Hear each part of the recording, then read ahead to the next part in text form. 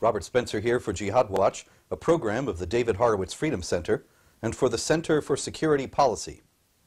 While Americans are becoming increasingly familiar with leftist authoritarianism and opposition to the freedom of speech, fewer people are aware that there is an all-out international Islamic jihad against this foundational freedom.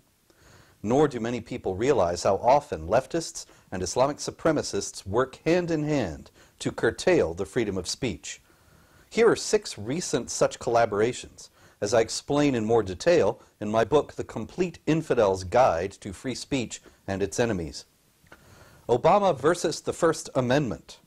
Given the First Amendment, the Obama administration couldn't move directly to restrict speech critical of Islam, but it did find creative ways to try to ensure that the First Amendment right to free speech would be tailored in an appropriate way, particularly when it came to speech about Islam. One way the Obama administration attempted to curtail the First Amendment was at the United Nations. In October 2009, the U.S. government lent its support to a UN Human Rights Council resolution declaring that negative racial and religious stereotyping should be outlawed. The resolution stated that UN member states should condemn and criminalize any advocacy of national, racial, or religious hatred that constitutes incitement to discrimination, hostility, or violence. But who would decide that an unacceptable level of national, racial, or religious hatred had been reached? Incitement to violence is relatively easy to spot, but incitement to hostility is very much in the eye of the beholder. Just as they would do with House Resolution 569, members of the U.S. government were working to advance the Muslim campaign against the freedom of speech by deliberately conflating speech and even feelings with actual violent crimes. DNC chair refuses to say he won't move to criminalize criticism of Islam.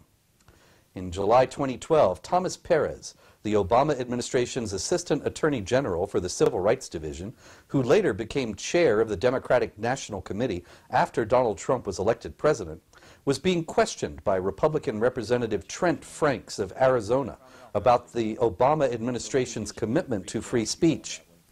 "Will you tell us here today," Franks asked, "that this administration's Department of Justice will never entertain or advance a proposal that criminalizes speech against any religion?" Perez could have simply answered yes, and maybe even cited the First Amendment.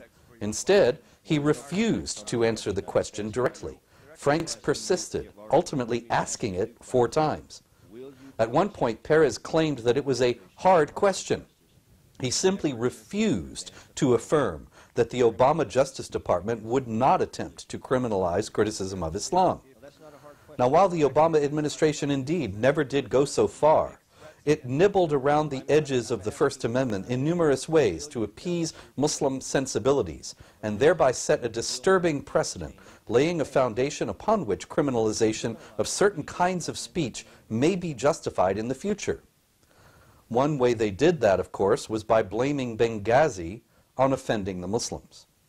The initiative to cater to Muslims' easily offended feelings got a massive boost from the massacre of 4 Americans by Islamic jihadis in Benghazi, Libya on September 11, 2012. Secretary of State Hillary Clinton's initial statement on the violent attack suggested that it was a spontaneous reaction to a YouTube video, The Innocence of Muslims, which was critical of Muhammad.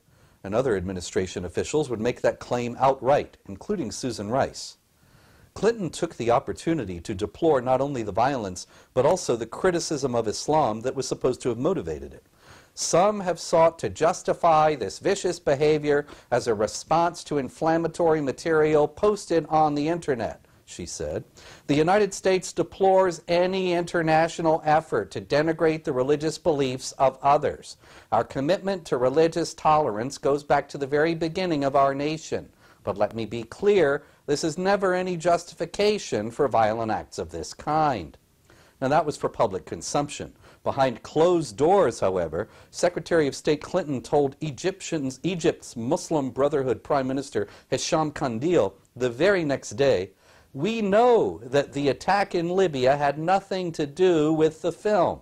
It was a planned attack, not a protest. Based on the information we saw today, we believe the group that claimed responsibility for this was affiliated with Al-Qaeda. Now, while Obama's Justice Department never did move to officially criminalize criticism of Islam, Obama-appointed officials occasionally acted as if they had already done so. In May 2013, Bill Killian, the Obama-appointed U.S. Attorney for the Eastern District of Tennessee, gave another indication of how the First Amendment might be tailored in an appropriate way so as to preclude speech that the administration considered insulting to Muslims. Killian declared, "We need to educate people about Muslims and their civil rights, and as long as we're here, they're going to be protected." No problem with that. Everyone's civil rights deserve protection. Killian explained, "This is an educational effort with civil rights laws as they play into freedom of religion and exercising freedom of religion. This is also to inform the public what federal laws are in effect and what the consequences are. The consequences, that is, of exercising the freedom of speech." We saw this again in the summer of 2016.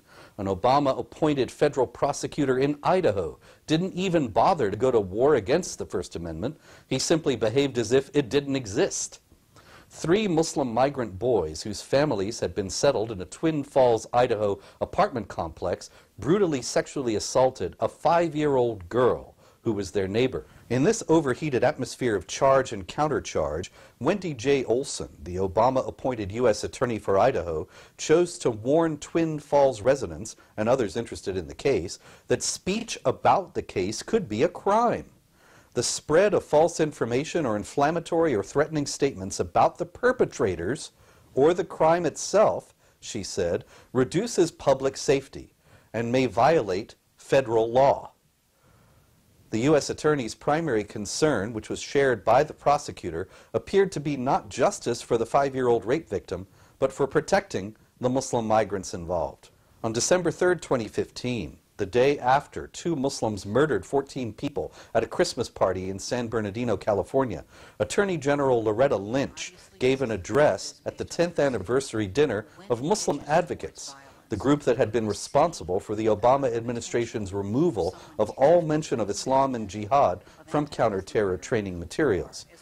Despite the attack the previous day, Lynch was preoccupied not with jihad, violence, and how to stop it, but with what she claimed was an incredibly disturbing rise of anti-Muslim rhetoric. What is really disturbing is how the assault on our most fundamental freedom, the freedom of speech, continues under our noses with hardly any pushback. I'm Robert Spencer.